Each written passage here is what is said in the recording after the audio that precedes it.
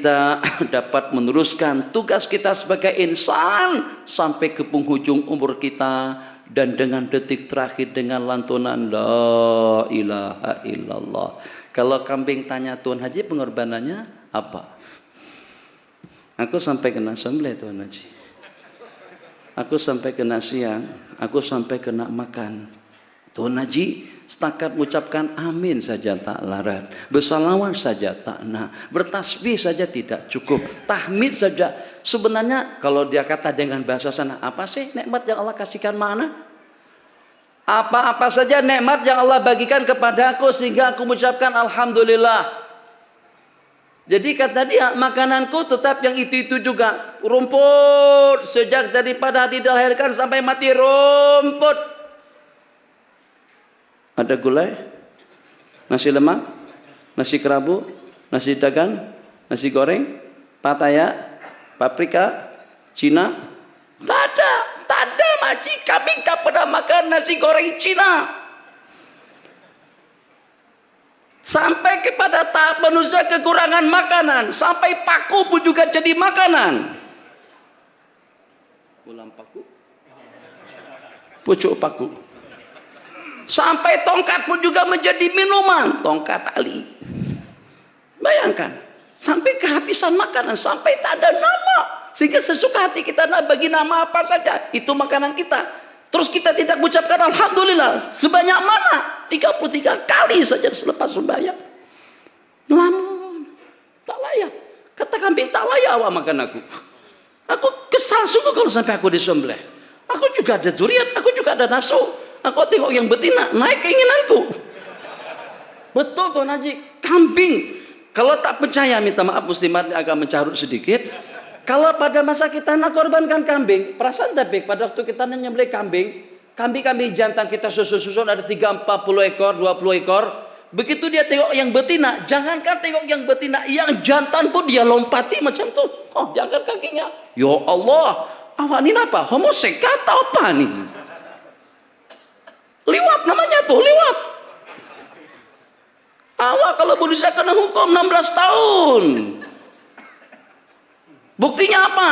Tilam. Tidak ada hubungan apa-apa. Setakat untuk supaya jangan mengantuk aja. Tapi dapat kita ambil kesimpulan. Layak. Jadi kalau dengan jarak yang dia tempuh, sejauh mana dia melangkah? Jeritan meh, sejauh mana suaranya boleh kedengaran? Kita terbang ke sana kemari, Asia, Lion Air, Garuda, Saudi, semua jenis-jenis pesawat, kendaraan, Ferrari, Lamborghini, Lexus, Mercedes, macam-macam kendaraan, sampai kepada Alza, sampai kepada Zipi, Maipi, sampai kepada Jin tu, Jin Ifrit, Jin apa lagi? Kendaraan, makanan, sudah. Jadi kalau betul sebagaimana saya katakan, pelik sungguh lah, kita katakan kedekut sungguh kalau Allah minta waktu sedikit, dan itu bukan untuk bersyukur semata-mata, untuk masa depan kita yang abadi nanti pada hari kiamat.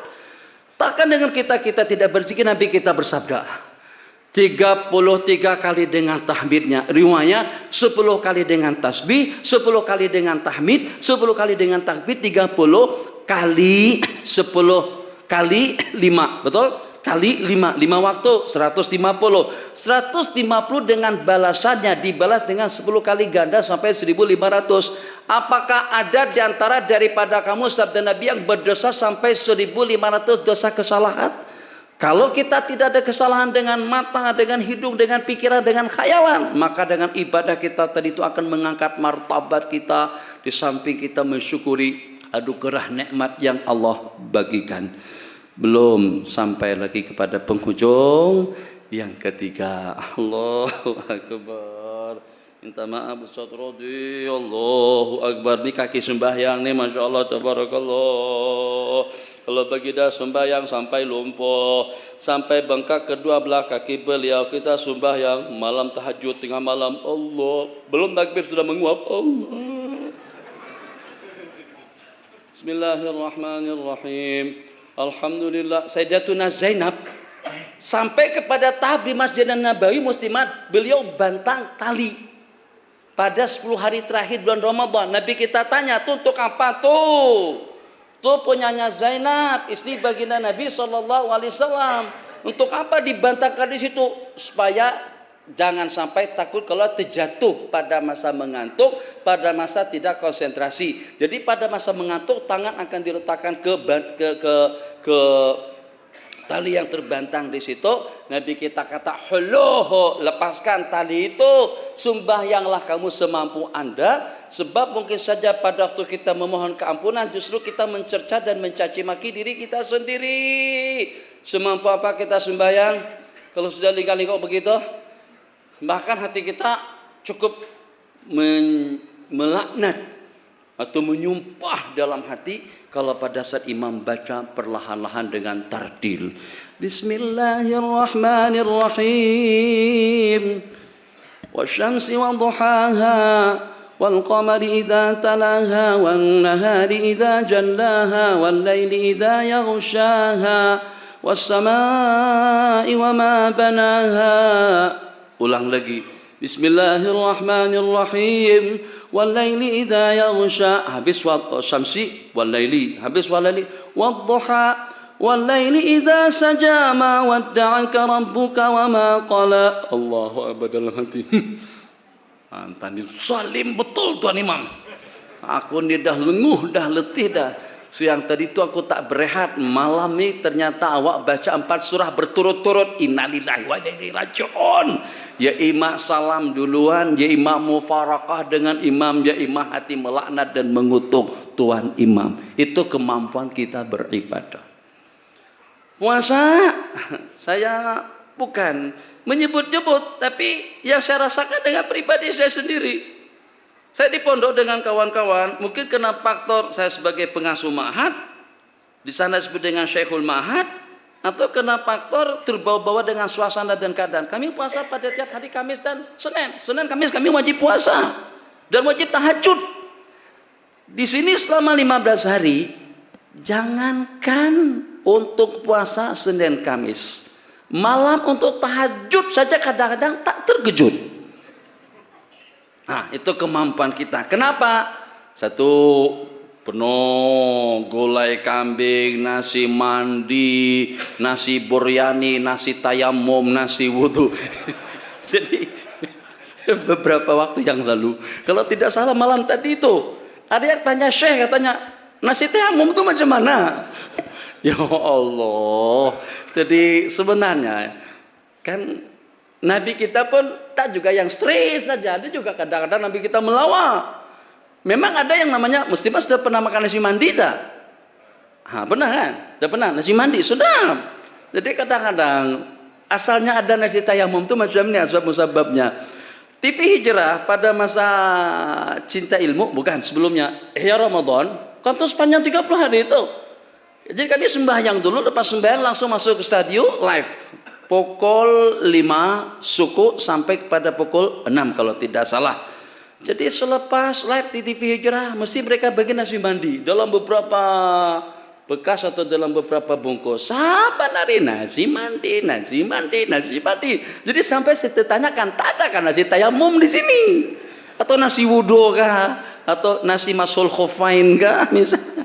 Adalah baru pada saat itu mereka ganti dengan roti Arab, di roti yang kita makan pada masa, bukan makan lepas live, tidak.